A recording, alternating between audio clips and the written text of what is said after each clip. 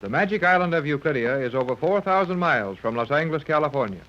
Yet most of the activity of our story has been around Los Angeles for some little time.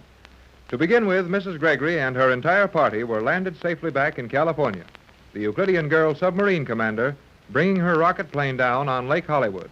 Now, Captain Bradford and this girl have set off again in the rocket plane, trying to reach Euclidia before G-47 and the scientists can escape. Mrs. Gregory, with Jerry and Joan and her crew, are to follow immediately with a large boat chartered for the occasion. We find Mrs. Gregory with her trusted employee, Johnson, waiting impatiently at the harbor for Jerry and Joan. Oh, how long have we been waiting now, Johnson? Over 3 hours, Mrs. Gregory. 3 hours. And what has happened? Well, we have no way of knowing for sure. No way of knowing. And somewhere in that southern sky, Tex and Elaine are hurtling toward Euclidia at a speed of 1,000 miles an hour. Yet we have no way of knowing exactly what's happening to them. Jerry and Joan, over 3 hours since they went to Lake Hollywood to help Tex and Elaine take off. Yet we have no way of knowing where they are. Well, nevertheless, I think we're doing the only sensible thing by remaining here on your boat, in the radio cabin. We're connected to the shore telephone, and they'll get word to us the minute they can do so safely. But what could have happened to them? Well, nothing very serious, or we'd have heard from them. Oh, no, Johnson. It must be something serious. That's the reason we don't hear. But we do know they left the lake 3 hours ago. We've sent 2 people up there and no sign of them. Johnson, I'm not ordinarily frightened by things like this. But we've seen so much of the power of these people. The Euclideans are clever and dangerous. Oh, I think Tex and that girl can take care of themselves. But Jerry and Joan have disappeared. In Hollywood, in broad daylight. It just isn't reasonable. Well, they're not here, and we can't do anything but lie here and wait for them. I know. But Tex expects us to be over 3 hours on our way by this time. Do you realize that we'll be 6 days getting to Euclidia, and that Tex and Elaine will have to keep that little plane afloat over that location for 6 days, threatening the Euclideans and bluffing them into staying underwater and living on condensed food? Yes, but all of that will be a matter of routine to both of them. The captain knows his business, and the girl strikes me as being more than usually clever. Oh, she's remarkable. And Tex is a grand person. But neither of them can work miracles. Well, I'm sorry, Mrs. Gregory. There's nothing more I can say. I understand, Johnson. And I'm sorry for being such a worry to you. I'll take it. Hello? Hello? Who's this? This is Johnson speaking. Hello, Johnson. This is Jerry. Jerry? Jerry, Joan. May I speak to Mrs. Gregory, please? Sure. Hold it a minute. He wants to speak to you. Oh, thanks, Johnson. Jerry, how are you? Oh, I'm okay. Joan's fine, too. Only we had a little trouble getting away to come down there. Well, where are you now? Oh, we're in jail. In jail? Yes, I'm in jail. And a good, strong jail, too. But we're going to get out right away. Well, what did you do to get yourselves in there? Oh, just what we thought was best to do. We tried to keep the story of what was going on from getting to the papers and the radio stations, and we kept it quiet for 3 hours, but it's gone now. Well, that may be long enough, Jerry. We have a man waiting with his set open in the radio shack. He hasn't heard anything yet, or we'd have found out about it. Oh, okay.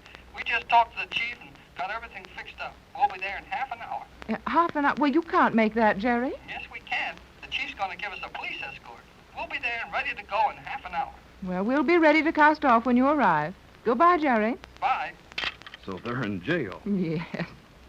Jerry says they got there trying to keep the news of our departure a secret. Well, I think they were trying to cover up the captain's flight. Oh, of course they were. Tex said that no matter what happened, we weren't to try to communicate with him or let anyone know he'd gone until they'd had 4 hours.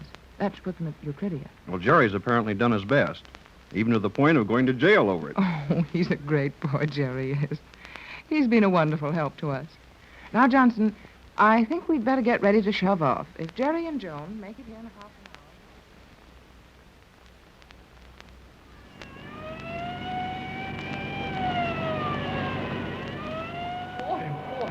How do you like it, Joan? Oh, I like it very much.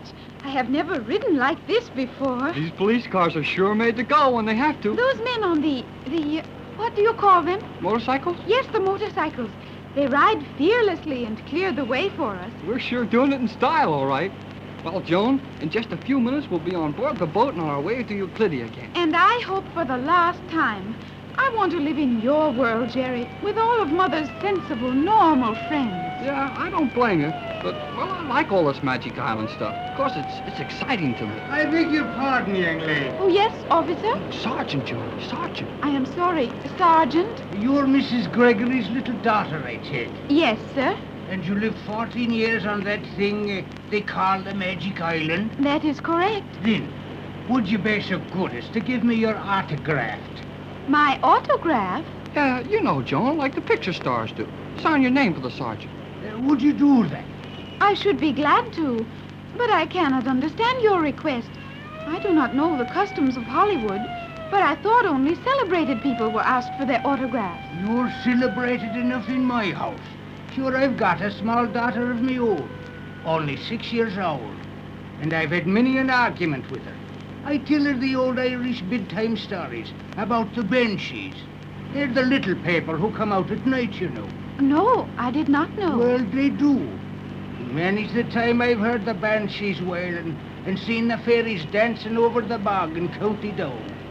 But will my little girl believe that? She will not. Says she, there's no such thing as fairies. Well, I agree with her. Shame on you, Jerry Hall. And with a name like yours, too. And this beautiful girl sitting right beside you. I will sign my name for you, officer, Sergeant, but what has that to do with your little girl? Sure, and if I show her your name, written in my traffic book, she'll believe me. She knows all about the Magic Island, and when she says that I've really had you riding in my car, I'll have less trouble with my bedtime stories hereafter. I guess you might at that. Okay, Joan, sign your name for the Sarge. It will be a pleasure. Only think of it, Jerry. I have been asked for my autograph. Yeah, I know. And when we get home, I suppose you want to go to work in the pictures. I should not mind. Well, there's no time for that now. We're pretty near the harbor, and we'll be plenty busy explaining to your mother after we do get there.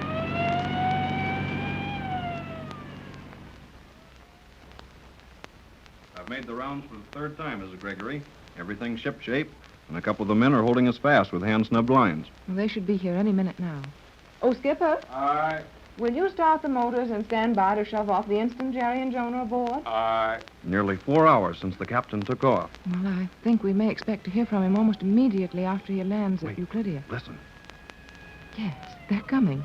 Jerry said they had a police escort. and I'll bet Jerry's making the most of that. To say nothing of the thrill it is for Joan. Well, McLeod's on his toes. He's starting the motors. I wish we could hear from Tex. Well, he hasn't been gone quite 4 hours, and they wouldn't have much chance of making it in less than that. Johnson, listen. They're on the pier now. It'll only be a minute. Oh, Skipper. Aye. They're coming. Aye. Ready to shove off? Aye. Will you please go in the radio shack and wait, Johnson? I know you won't miss anything. I'll meet them and order our sailing. Very well, Mrs. Gregory. Now watch the radio.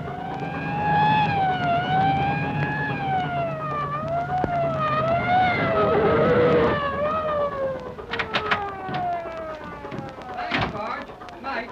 Good night, and good luck to the two of you. Hurry, Joan. We are coming, Mother. Hi, Skipper. Shovel off. We're here. Not so fast, Jerry. Oh, give me your hand, Joan. Come on. Over you go. Oh, thank you. Hurry into my cabin, you two. Cast off, Skipper. Aye. And full speed ahead at every possible moment. Aye. We are sorry to be so late, Mother. Oh, I'm sure you couldn't avoid it. We sure couldn't. You see, Mrs. Gregory... One moment, Jerry. Wait until we get in the cabin. Gee, Mrs. Gregory, somebody on board you can't trust? No, Jerry.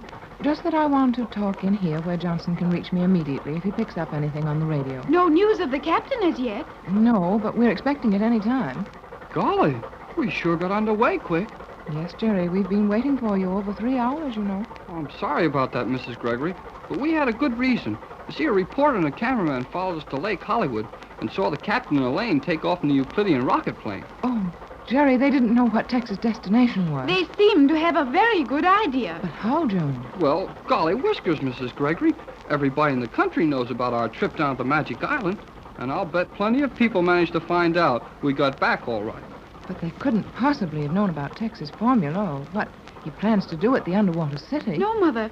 They do not even suspect the existence of Euclidia, but they do know a great deal about the Magic Island. Well, what happened? Well, they came dashing up just as the rocket plane took off, but they were too late to get a good picture of it. But they took our pictures, Mother. Well, that couldn't do any harm. But how did you get in jail? Well, we figured that Tex didn't want any stories about this flight of his to get out until he was at Euclidia. Knowing that Elaine and the captain were afraid G-47 would be inspired to make a desperate attempt to escape if he realized capture was so near.